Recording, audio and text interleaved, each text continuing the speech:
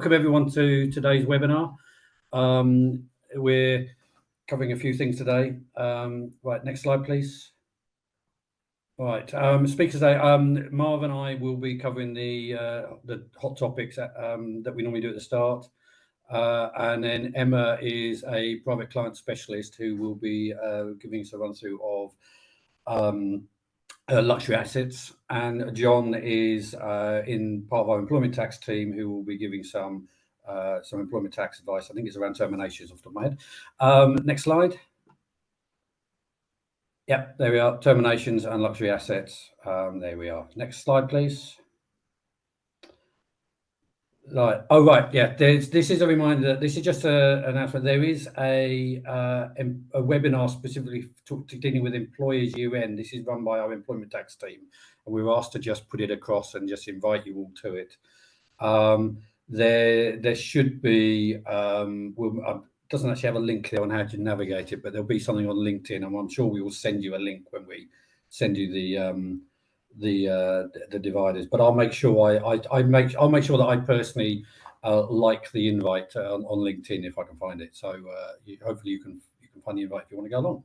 There's lots of things covered around the employment tax year end. So yeah, next slide, please. Right, well, I would say before we go into the, I would say if you've got any questions, as normally, if you've got any questions if you've got any questions, they need to be typed in. If you type them into the Q&A, I would suggest you do it as you go along while you're thinking about it, and then we'll pick them up. We'll pick them up at the end of each section. Right, next slide, please. Right, a few topics for direct tax hot news. The first one is the consultation closed on the IHT on pensions. I sent in the BDO one, as you may know from the past. I'm in the pensions tax team at BDO. I also attended the HMRC's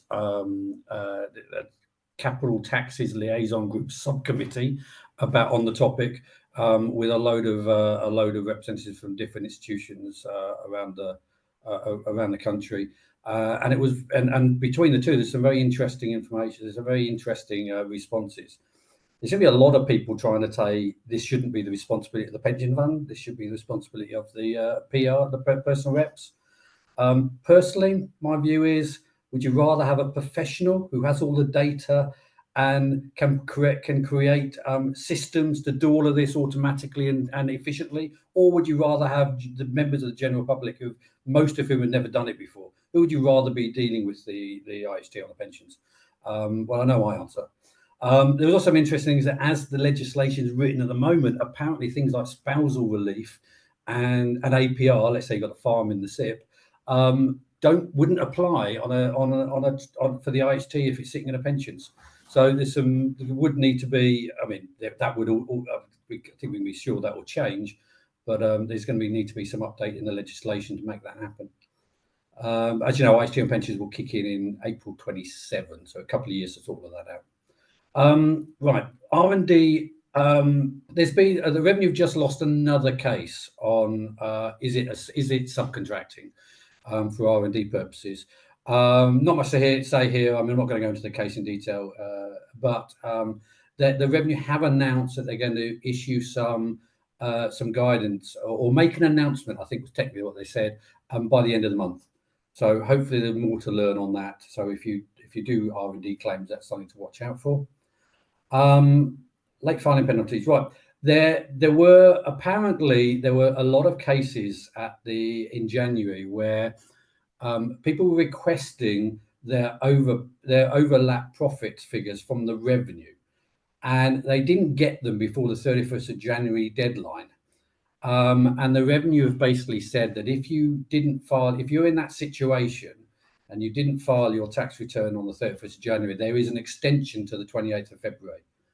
So yeah, basically because the revenue didn't give you what you needed to complete your return. So that's just a heads up for that one. Bluecrest, for those with LLP clients which have salaried partners, this creates more uncertainty. Bluecrest, a recent case before this has put the 25% down, and also the revenue guidance has changed around what they consider, how they think the 25%, so the test, the third test works, meaning that you can't simply increase the increasing the capital simply because you've got an increased profit share or increased salary would be tax avoidance, and therefore fall within salary partner rules. But the Blue Crest was all around the question, the second test around having influence over the business. And the Court of Appeal basically turned around and said, we don't care about what happens in practice. It's all about what's the legal position in the LLP agreement.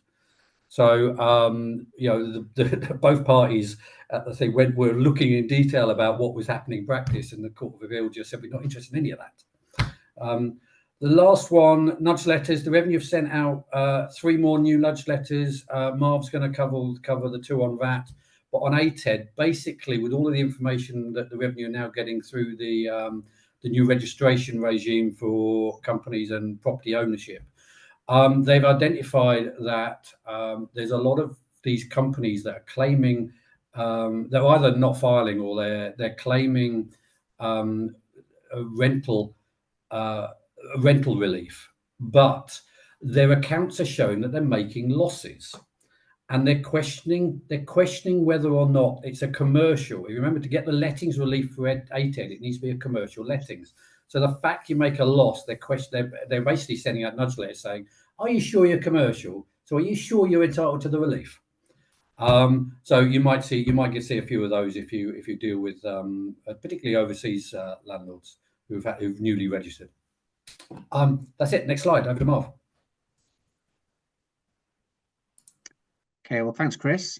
So I'm going to cover some recent indirect taxes developments. Firstly, a decision of the upper tribunal in the case of Sonda Europe that relates to the rent to serviced accommodation sector.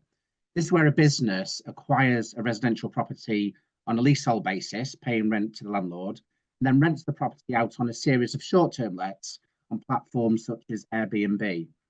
The taxpayer in the case rented unfurnished self-contained apartments in the UK on a long-term basis, then let them out as short-term accommodation, corporate and leisure travellers, providing furnishings where needed. They also carried out any necessary maintenance and repairs. The taxpayer had taken the view that their activities fell within the Tour Operators Margin Scheme, or TOMS, for VAT purposes, and the first tier tribunal agreed, finding that the taxpayer was a tour operator under the scheme. HMRC then appealed, and the case has now been heard at the upper tribunal. Why it matters is that where TOMS applies, that is accounted for on the profit margin rather than on the full consideration for the supply, as would normally be the case. And it should be remembered here that supplies of short-term accommodation in this context will be standard rated and not exempt, as would often be the case for supplies of residential property. Applying TOMS would give rise to a significant VAT benefit for the taxpayer. To fall within TOMS, a business must buy in from another person and resell the relevant services as a principal or undisclosed agent. This can apply to supplies such as accommodation, passenger transport, and trips or excursions. But a key element is that the bought-in service must be resupplied without any material alteration or further processing. The taxpayer in this case argued that it bought in supplies of accommodation from the landlords and made onward supplies of that accommodation to the travellers, hence falling within TOMS. The upper tribunal has allowed HMRC's appeal and overturned the first tier tribunal's decision. The upper tribunal decided that what was supplied to the traveller was materially different to what had been supplied to the taxpayer. In other words, the taxpayer had bought in an exempt supply of residential property, and it used its own resources to furnish and maintain the apartments, giving rise to standard rated short-term supplies of a holiday accommodation to the travellers. So essentially, the taxpayer had changed the nature of the supply, was acting more like a hotelier than a tour operator, and its activities didn't fall within TOMS, and VAT is due on the full consideration received. So we think this decision probably have a significant impact in the sector, because we've seen a lot of businesses that are seeking to rely on TOMS to stay competitive. So if you've got any clients in this area, it'd be worth revisiting the VAT treatment in light of this decision. The next topic relates to a change in the VAT treatment in the EU for business to customer, or B2C, supplies of live streaming over the internet, such as live streamed concerts or online conferences and webinars, where there's some kind of human interaction. This relates to scenarios where the customer is a private individual or otherwise isn't in business. The place of supply of such B2C services used to be where the supplier is located, but from the 1st of January this year, the place of supply is now where the customer is located. So usually this would be where the customer lives, and VAT on the supply would be due in that country. This gives rise to a couple of practical complications for a UK supplier of live streaming events. So firstly, it'll be necessary to determine whether an overseas VAT registration requirement may arise. So it'll be necessary to check the location of where the customers are and to follow the VAT rules in those countries. This may mean having to register for VAT in multiple EU countries, where all the customers are located. Or it may be possible to use the one-stop shop scheme that enables a non-established trader to register for VAT in just one country, but then to declare the VAT due in the other countries at the appropriate VAT rates under the scheme in the country in which it's registered. So either way, there'll be additional compliance requirements and potentially increased costs.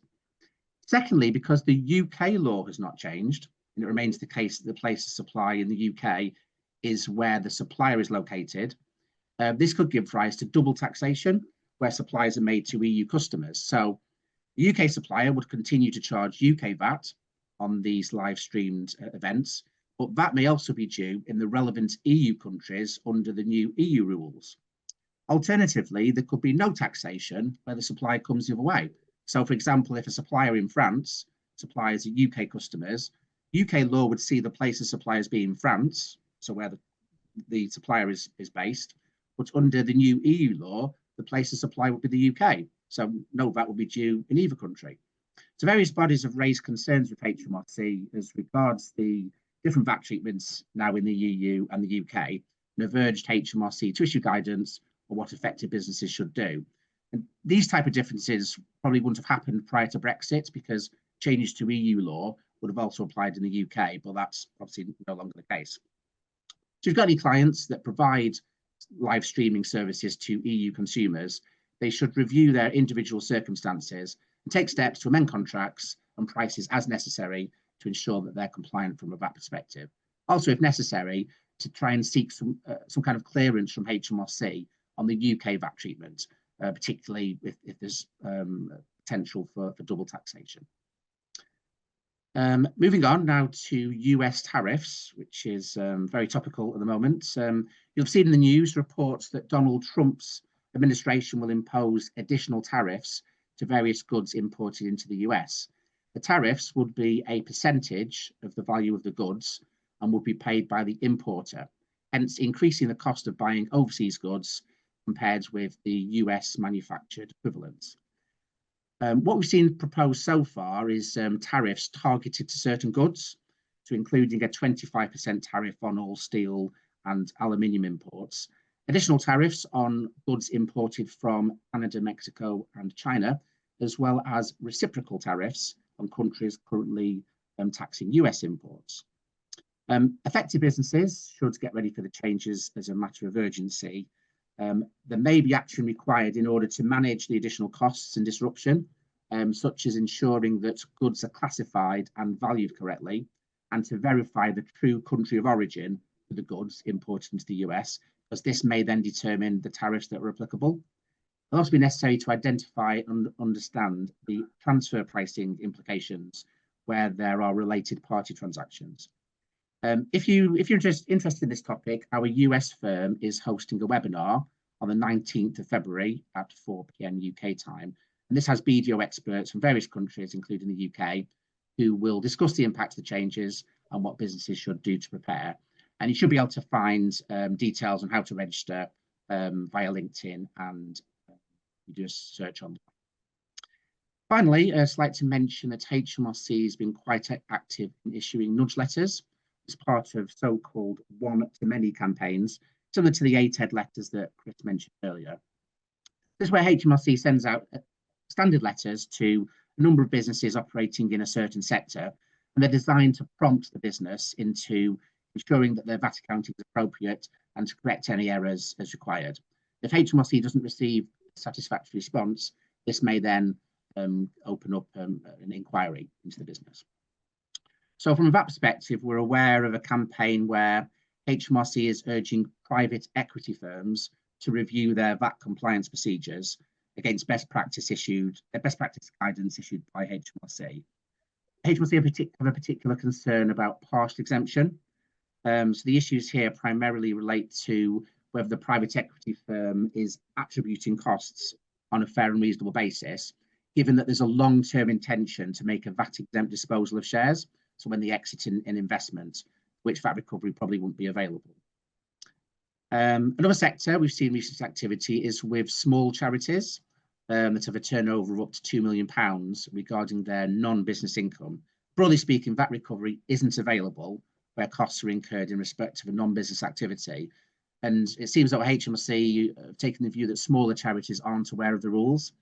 So here the letters have tended to be more educational to raise awareness of the obligations to carry out apportionments to ensure that recovery is accurate.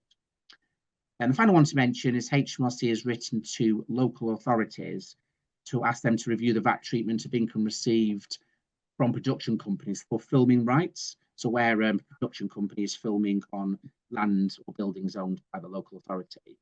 So it seems as though a lot of local authorities have taken the view that that was a supply of land that was exempt for VAT purposes. But HMRC has taken the view that because there's no kind of ownership or exclusive occupation granted to the filming company, this isn't a supply of land and should be subject, be a normal supply of services subject to VAT at the standard rate. So various areas HMRC have been quite active in, and the key point arising from these letters is to ensure that appropriate action is taken to correct any errors flagged by HMRC, and if it's necessary to make a response, to make sure that it's considered fully, and the action taken may ultimately have an impact on the penalty position as to whether a business has taken reasonable care. Okay, so that's all on indirect taxes. So next slide, please. All right, I see Jeff's joined us, so I'll hand over chairmanship to back to Jeff. Yeah, that's fine. Can you hear me, Chris?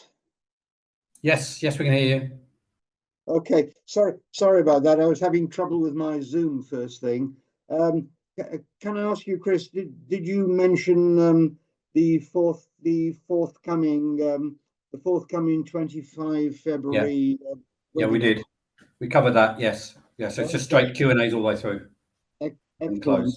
The other thing I should mention is that you will soon all be getting our invitation to register for our next 12 March webinar. Those invites will be going out shortly, so we look forward to seeing everybody there. It's going to cover some selected IHT practical planning points, and also a talk from a colleague on our colleague in BDO Republic of Ireland about moving to the Republic of Ireland, because it's of interest to quite a lot of people at the moment. Just wanted to mention those few things. So can we now move on, please, to our first speaker and on the main topics of today's webinar. So next slide, please. Thank you, Jeff. Hi, everyone. I'm Emma Pointer. I'm a director here within BDO's private client team or private wealth team. And I also lead the luxury asset team here at BDO. So that's pulling together the variety of different tax specialists in advising on luxury assets. So here's a brief overview of what I'm going to cover today. So what are luxury assets? What are we kind of categorizing them as? Some of the key tax considerations that you might need to be aware of, and issues, and obviously sometimes some questions at the end. Next slide, please. So we might sort of think, well, what are luxury assets? There are all those things listed on the slide. So from the high end of yachts and jets all the way down to, you know, a collection of handbags and jewelry or watches, to wine collections. And often this is a unique asset class that have unique tax considerations.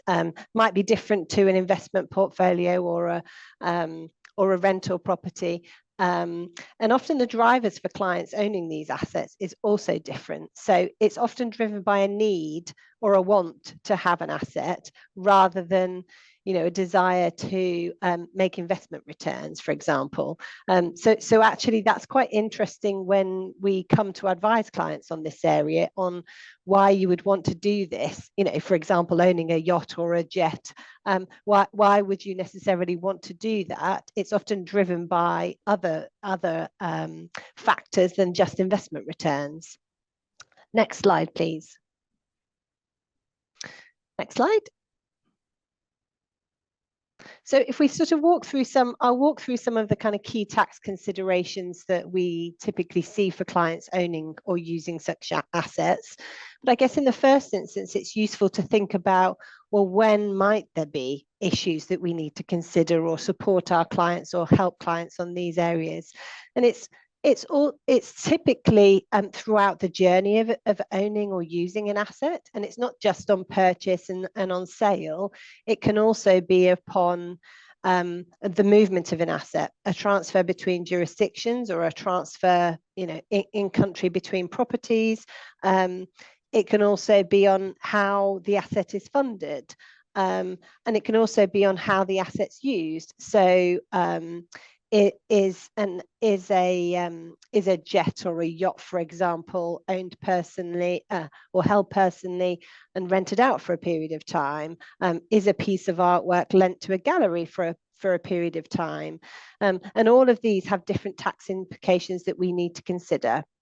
We also, of course, need to consider different taxes. It's not just, the more traditional private client taxes of income tax, capital gains tax, inheritance tax. VAT is very relevant. Employment taxes are very relevant, and customs are very relevant.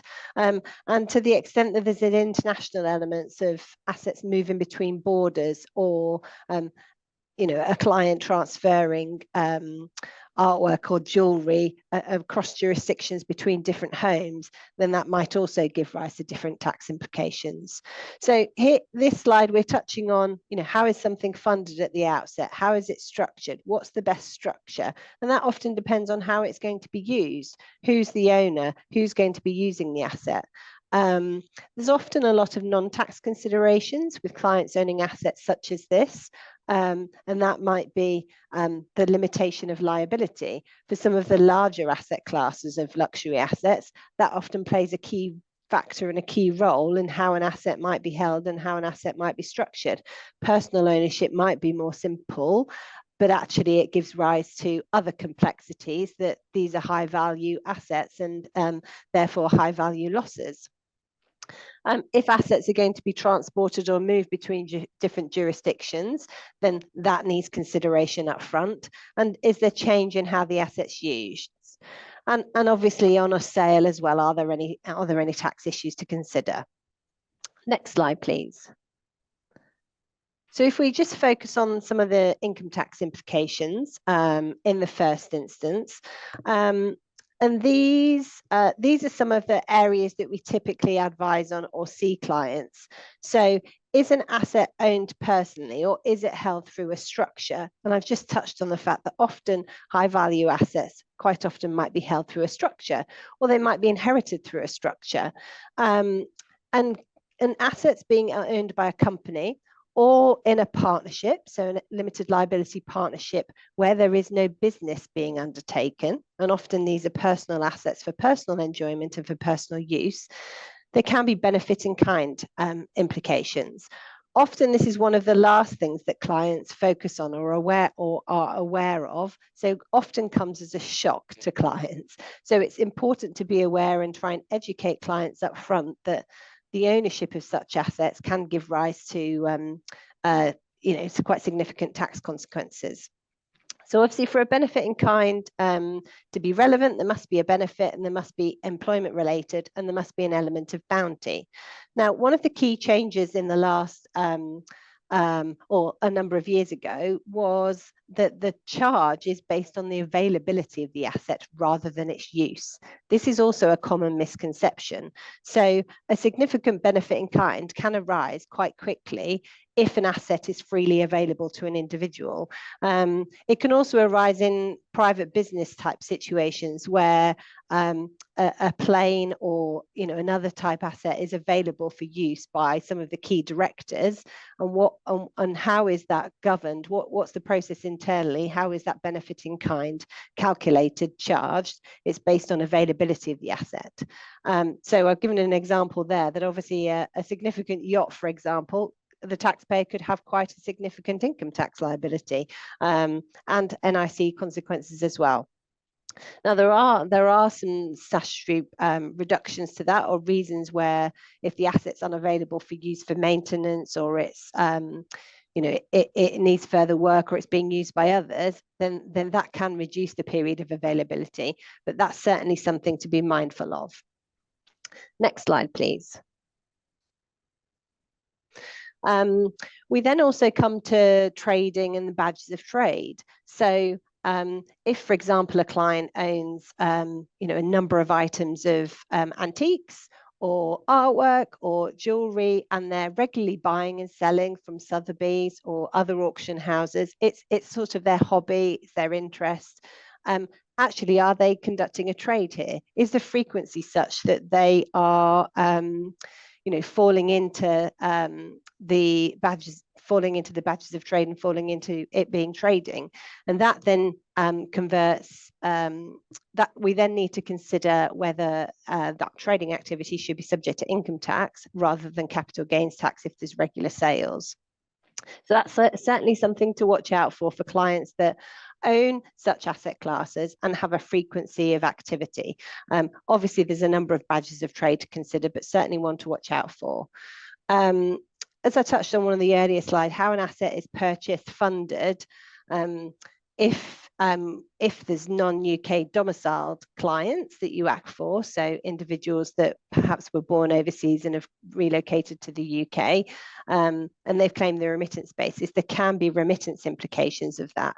So HMRC manuals certainly give examples about assets being brought to the UK. It's not just a simple transfer of funds, a bank account transfer. It can actually, income and gains can actually be represented within an asset as well. So certainly one to watch out for on transfers of assets to the UK, really understanding from clients we're aware and we pick up on these points, but also how assets are funded. So I've certainly dealt with a client in the past who had a NetJets arrangement where they paid for a certain number of flight hours, had a fractional share in a plane. The flight started and ended in the UK. So there's a transfer to the UK, and part of those costs were paid for by non-UK income and gains. So there's then a remittance of that asset, that right to a flight. Now, there are some exemptions. So there's a temporary importation exemption, which has a number of qualifying conditions, but certainly one to watch out for on the funding of, say, flights in that example, or assets. Also, if we're thinking about charitable donations in relation to luxury assets, so gift aid typically needs to be in the form of money. Gift of an asset typically won't qualify. There are some certain examples outlined in HMRC guidance. If it's a gift of certain types of shares or investments, they do qualify, but there are specific criteria around that. But if the charity sells their asset, then there might be the retail gift scheme that might be available, but certainly one to watch out for. And there are broadly two HMRC schemes in respect of charitable giving, which can be a tax reducer. One is the cultural goods scheme.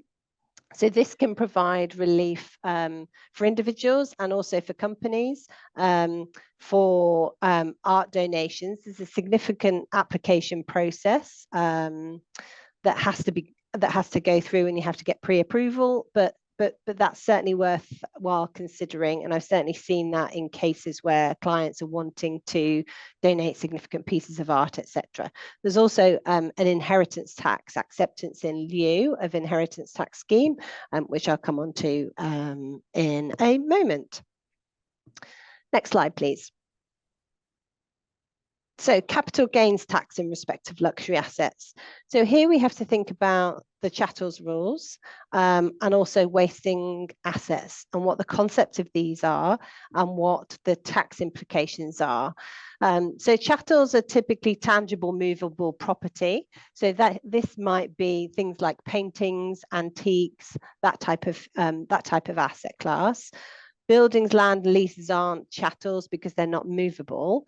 And the table on the slide there broadly outlines the rules here in terms of the capital gains tax treatment and whether the disposal of such an asset would be exempt or whether there be a gain to compute and report on personal tax returns. So one of the tips to be aware of here is if an asset forms part of a set or a pair and the combined value of the set or the pair is greater than individual, actually there's some anti-avoidance rules there to be mindful of, and if a client is seeking to split assets and sell them separately, HMRC may challenge that and treat them all together, in which case the Chattel's calculations might be different. So certainly watch out for if clients have multiple disposals or a collection of items which they're seeking to sell separately. You need to be aware of specific rules on those. And wasting assets, as noted, typically things like computers, racehorses, clients that are holding horses as assets for enjoyment or investment. Those are typically where the predictable useful life doesn't exceed 50 years. And again, they're typically exempt from capital gains tax, but do watch out if they have had capital allowances claimed previously and they qualify as plant and machinery. Next slide, please. If we just touch on finally then inheritance tax, the Chattel's exemptions don't apply for inheritance tax, so they do need to still be included if someone has passed away and does own such assets. They do need to be valued and included in an inheritance tax return. As I touched on, there is a HMRC authorised scheme, which is acceptance in lieu of tax, where HMRC can accept preeminent heritage property in satisfaction of IHT. No capital gains tax would obviously be charged. So there is a threshold for that. It does have to be approved by the Arts Council, so there isn't an approval process, but worthwhile considering if clients have a difficulty from a cash flow perspective and have a collection of interesting, valuable items. Also be mindful of the gift with reservation of benefit rules in respect of assets. So it might be commonplace for a client to think, okay, well, I'm going to give away my antiques or some paintings to my children, but they're still going to sit in my house and hang on my wall for my enjoyment. Just be careful around things like that, because actually those assets will then still remain part of their estate unless rental value is paid, etc. So one of the pitfalls to be aware of. Next slide, please. So just touching briefly on some VAT and customs considerations.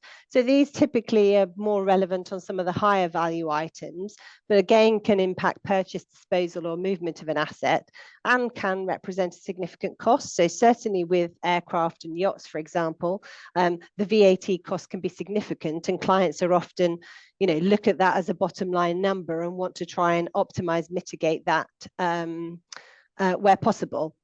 So definitely must be considered in advance. It is possible to optimize the VAT position and make efficiencies, but it does depend on how the asset is used, where it's based, where the owner is. It is very fact specific.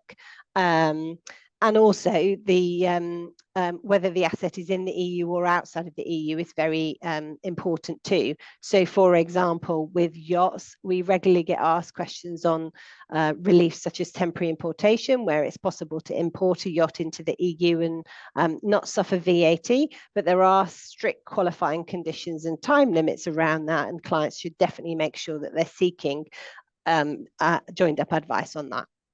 The VAT position also can change over time, as I touched on at the beginning, how the asset's used and how that changes.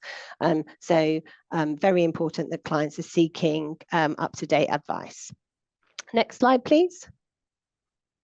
Also, as we touched on from a customs perspective and the movement and relocation of assets, there's definitely compliance obligations and forms that need to be completed. So very important for clients to be aware of whose responsibility is that, who is completing that.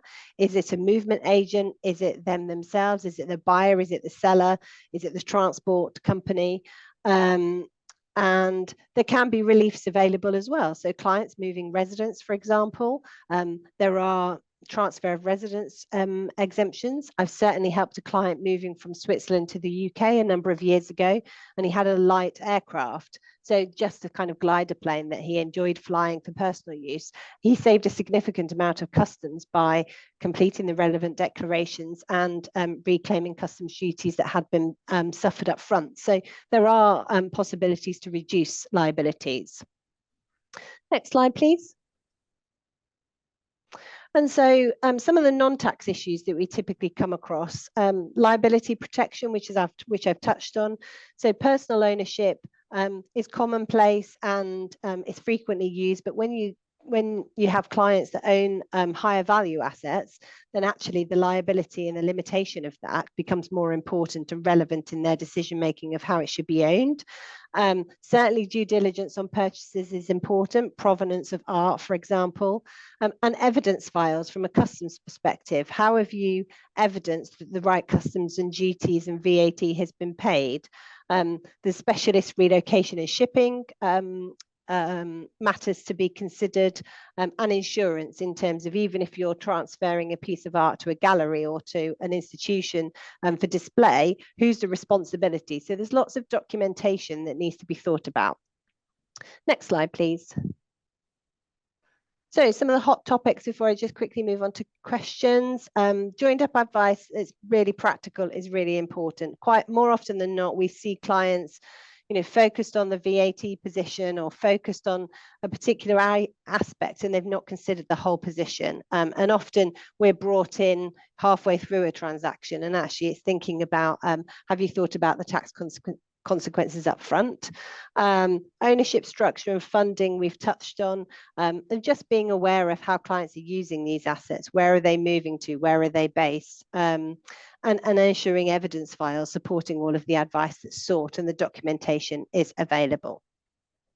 But if we move on to the next slide, I think that's broadly everything I wanted to cover. Here's just a few mug shots of the team here at BDO, but more than happy to answer any questions if anybody has any. Okay, lovely, thank you. I think we will move on to the next speaker then, please, if we can move to the next slide. I don't know what's happened with Jeff, maybe he's still having problems. There's no questions come. Oh, hang on. No questions come in. So yeah, straight on to John. So thanks. Splendid. Thanks very much, Emma. I don't know why I always get the fun subjects, but termination payments it is. But there's good reason for that, I think, at the same time. Employers do get them wrong, and therefore we continue to see them cropping up in voluntary disclosures that we make on behalf of clients to HMRC, and indeed in HMRC inquiries. Next slide, please. I think, therefore, it's worth sort of considering why things do go wrong. Undoubtedly, complicated legislation has got something to do with it. Maybe more than one piece of legislation, all depending on what the component parts of the termination payment are. And also, of course, the numerous factors that surround the payments in the first place. For instance, is it contractual? Is it non-contractual? How's the individual? What's their residence status? Does it include a covenant? Is it in respect of ill health, etc., etc., etc. In fact, BDO's developed a tool themselves to help employers with the calculations. And we found that you have to analyze up to 63 different data inputs for the purpose. So you can see that when I say complicated, it really is. Also, despite the legislative changes that we got from April 2018, I think it's fair to say that employees and employers alike still cling on to a historical perception that much of the termination can be made tax-free. And indeed, I think assessing that tax-free element can sometimes be a central plank of the negotiations in what can sometimes be quite a stressful situation for both parties. Now, up on this pie chart, we have quite a few aspects which are coloured green and therefore represent tax-free elements of the payment. And I'm not saying that these can't be accessed at all, just that with particular regard to the 30,000 exemption, which is what always comes to mind, I think, there are obstacles. And also in respect of payment in lieu of notice there, where you can see we've been a little bit equivocal and said the perception is that it might potentially be liable to tax and NICs. Of course, from April 2018, that was put beyond question. And the legislation there has made quite clear that whether or not a pile-on, if I can call it that, is contractual or non-contractual, it's still going to be subject to PAYE and NIC as general earnings. So next slide, please. What that means is, I think that the reality with regard to termination payments is something more like this. The ability to access that £30,000 exemption is somewhat squeezed, notably by the post-employment notice payment rules, let's call them PEMP if I may, that provide the mechanism for taxing pile-ons, and which is going to be my focus today. Now, PEMP, brought in from 6th of April 2018, is itself a straightforward concept in relation to any employee who leaves without working their full period of notice. But the rules can be more wide-reaching than you might think, as I will come on to. Next slide, please. Firstly, however, I want to set the scene, if I may. The relevant legislation for PEMP, post-employment notice payments, is at sections 402A to 402E of ITPA. Excuse me.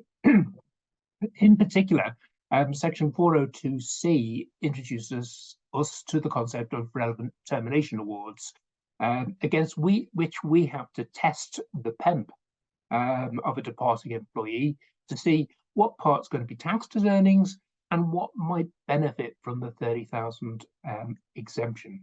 Now, RTAs, relevant termination awards, include basically pretty much all components of a termination award, except for some limited, some limited exceptions. Most notably, statutory redundancy, payments in respect of a change of duties and change in earnings, which are actually within the charge. Otherwise, payments which are specifically exempted, so if you've had payment for death or disability, something like that, that would be specifically exempted. And payments that are already taxed under other provisions. Most notably, we're talking about contractual pile-on, which is going to be taxed as general earnings in the first place. If you've got one of those accepted items, then it's not a relevant termination award, and no relevant termination award, no PEMP problem. Otherwise, however, we end up with something like the following. Next slide, please.